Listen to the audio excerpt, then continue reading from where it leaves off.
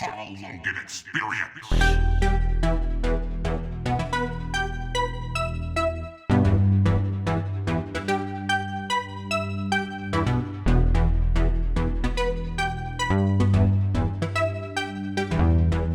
Experience.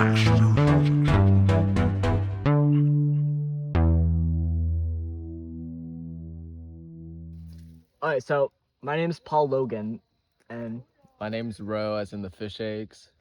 thank you so much for being here, Ro. It's great, Paul Logan. It's yeah. very great to be here. So I actually want to let the viewers know like how we got here. So I came out here in the middle of this random park, forest. Yeah, random. and it's actually crazy because I was just hiking and I just ran into you here, and we hadn't spoken in years, so it was, Yeah. And we both live like an hour out, so the chances of us meeting this random forest is, well, I'd bet on it.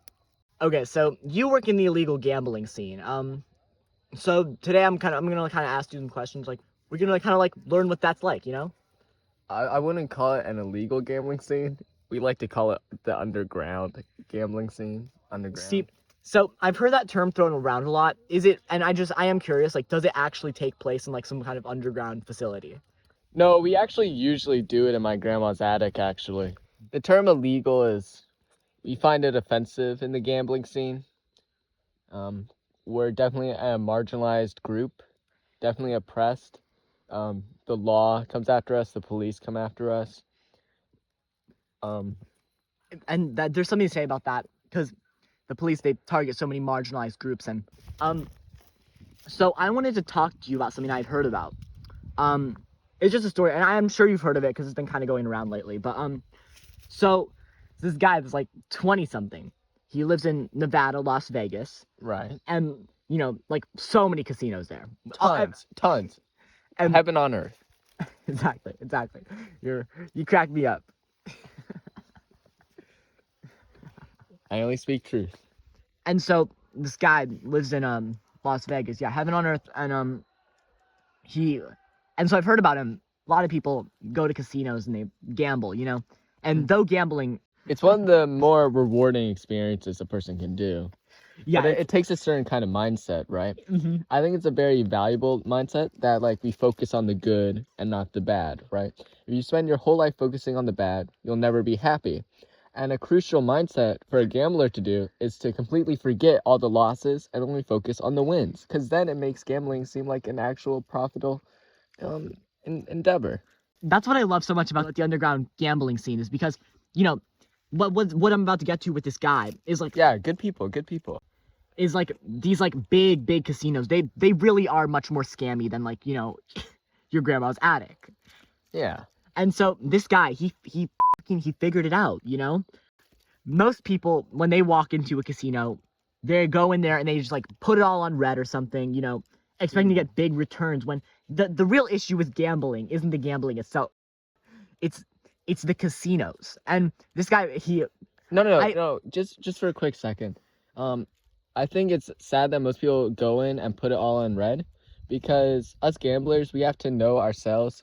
So before going to a casino, we professional gamblers usually like to go to like a little like fortune teller prophet. So me personally, I'm actually more of a black person, I found. So, I'm sorry, I keep on trying to get back to the story. This guy, when he goes to casinos, he didn't just put it all in some color. He actually figured out a new strategy. And I'd never heard of people who would really like go to this level to like get money, to like really just get in there, wrangle it out of them. Right. But instead of just going in there and doing what you usually do, which is gambling, he actually goes in there with a gun. He actually rapid fires into the ceiling and screams, "Give me all your money." And I'd never really seen this strategy used before. You know, he goes out of there earning tens of thousands more than any gambler. And I think the real gamble is like, will this like money-making scheme ever like be banned? I mean, there seems to be something that like maybe legality, like you could go against like the law, but until then, it's definitely like, it's just such a genius strategy. But there's just the other idea, like, will there be copycats? Will people try to go after this like just really genius strategy? So genius strategy. So you're a gambler. What does your day-to-day look like usually? That's Or that's a that's a how did you get here? well, I don't know if we should get here because you just finished telling a story. Now it feels like we're turning 180 to me, but I'm interested in like this gun strategy, right? Mhm. So, um, well, I've heard similar stories at banks, right? Mhm. And I'm glad this kind of thing is like going on to gambling world. I think diversity is very important. Me as like a host, I get to hear all these different stories, and hearing one from someone who's just so well versed in the gambling world, I just find to be so interesting because I love gambling. You know, I haven't gotten big yet, but I've seen Steve Harvey on the clips on Instagram Reels, and he's like, it just really opened my eyes to gambling. You know. Right, and I think an important part about gambling is has all this negative stigma. We really need these charismatic, like kind of populist people to bring in more people to the gambling scene. Well, sorry, I don't mean to switch topics, but you were on Survivor, that which has not finished airing, but I have seen the first episode, and I mean, you were talking about a little bit about your gambling. You didn't seem super interested in full details because of TV, but I was curious why in the first episode you didn't seem to be like so as pro gambling as I would expect someone who has this mindset and like outlook on it to have. Well, there's kind of this curve, right? Yeah. And at the start, when you're first getting into gambling, you're like interested, right? But then, like, when you realize how profitable it is, that you only want it for yourself. And I think I was kind of at that stage for a long time, just racking up millions gambling. But once I reached $100 million, I had a sort of epiphany that for a person to be happy, they only need $100 million. And after that, I've sort of wanted to extend this very profitable business hobby. It's a hobby. It's not even a full-time job. It's a hobby. But if you want to be successful Well, I as mean, me, it's not full-time. I mean, like, yeah, it's not a job. It's not a job if you love it, you know? I've already made my millions. 100 million, that's how much you need to live and be happy. I've gotten that. And I'm hoping now more people will see that gambling it's definitely the best way to a successful future. But you have to have determination and you have to have the mindset of forgetting your losses because those only hold you back. I'm sorry. I'm sorry. Chills, man, chills. It's so beautiful. It's like it really is an art, you know? Scam artist. But Well, I had a few scam artists come into like my grandma's attic the other day, mhm. to draw some paintings of our poker setup. So they're definitely making art of the scam, but I'm the real scam artist there, right? Because I'm the one who's setting the scene beautifully. At a certain point, to scam people, you have to really make it look appealing. It's kind of like Instagram, you know, like they talk about like the Gen Zers, the younger generation. They talk about them like how like Instagram will like show this like really glorious side, but it won't show that like when we all get home we like beat up our dogs. Everyone does that, right? You can't Sorry, I'm just expect Instagram models to be any different. I think that's unfair as a society. But yeah. That was just a connection I was making to what you were talking about Oh, with the artist, right, of course. right. Yeah. So yeah, I get these scam artists who come in and paint it. But a real thing about gambling is that you have to make it appealing for people. Yeah. Because the way money works is that someone's always going to lose money for you to gain money. Yeah, of course. But the thing is you don't want them to lose that money in vain. So if you can just, be an artist, you can give them their money's worth in other ways. That's the idea of scam artists. As long as they have a positive experience, a very, very great experience, heck, even give them that beneficial mindset I was talking about, the Alpha Sigma Chad mindset, Mhm. then it's a very rewarding experience. Think of it like therapy. When we're done with the podcast, because I know we can't see this online, I would like to get your address, or your grandma's address, because I mean, like just hearing about this, it's so inspirational. 867. I'll have to bleep that all out. Oh, right. Yeah. Yeah. Legality, but so if you don't mind, I would like to kind of learn about your past experiences, how you got here. Well, because I've known you for a little bit, but it's just been so long since we talked. Last time I was talking to you, you were more in the drug dealing scene. So I'm just curious, like, what changed? Well, one day you go from dealing drugs, next day you go to dealing cards on a poker table. And I think they're very similar because both make people feel happy. And I just want to spread that happiness in people's lives, right? So, I mean, I don't mean to get controversial, but your old drug dealer business partner, Big D, who was caught lacing his weed gummy bears with fentanyl and then selling it to elementary schoolers. I was just to clear it up for the public, because I know you. I know you wouldn't continue associating yourself, but I just wanted to like get some verbal confirmation from you about that. Yeah, I had actually cut ties with him after the assault allegations, which were about a year later, I think. You know, just it's really great to know that there are like still some good people out here in like, especially like gambling, drug dealing, just humongous markets in America. Right. So when we surveyed the people that we gave drugs to, we found out one of the qualities they wanted most in their drug dealers was honesty, integrity, being law abiding. They just wanted good people. And I think that's why I really found my place in the drug dealing business.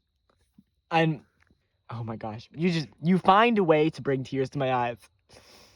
But so you like this drug dealing community so much, but what and I know you said that drug dealing and gambling they are similar, and that I fully agree with. But I'm just like, what really, like, what specifically like made you do the switch, you know, if you found such a home here in the drug dealing community?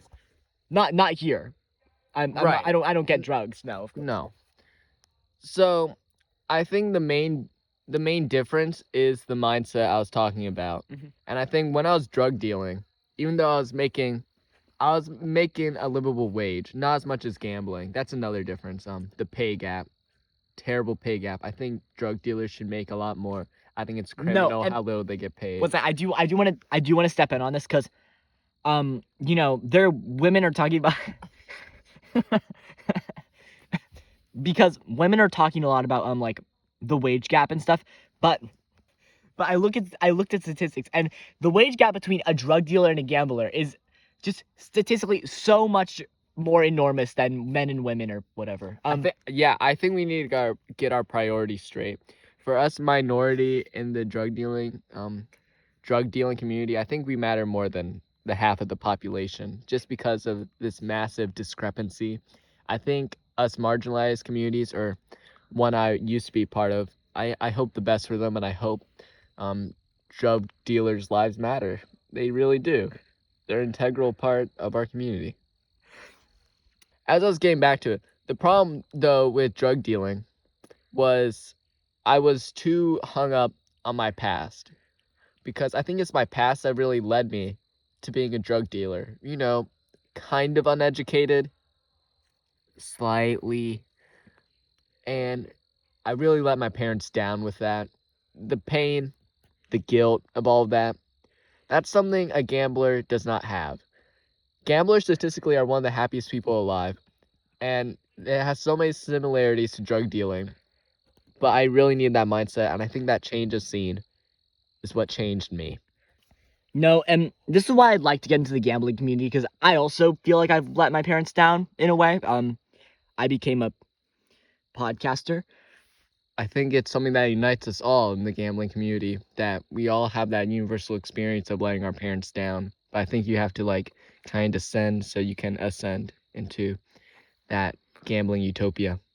And while I was a drug dealer, my parents still kind of communicated with me, right? They called like once a month. But once I became a gambler, I think they got jealous because they completely cut me off.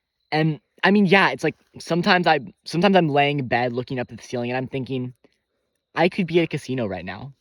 Right, and I think that draw to a casino that many of us parentless people feel, it keeps us up at night, and that can be good. But there's also ways to treat that. See, I learned how to lucid dream so I could gamble in my sleep, right? And I think it's a very valuable skill, lucid dreaming, gambling. One problem is that I win too much in my dreams. It's no thrill. No thrill. Yeah. Well, thank you so much for coming on to the Paul Logan podcast, Ro. No, like it's really depressing. I just hit jackpot. And then I woke up. If you want to learn more about lucid dreaming, make sure to check out last episode 134, where I actually interviewed Danny DeVito, and he told me about his lucid dreaming experience, where he was a good actor. The Paul Logan Experience. Subscribe, subscribe, subscribe, subscribe.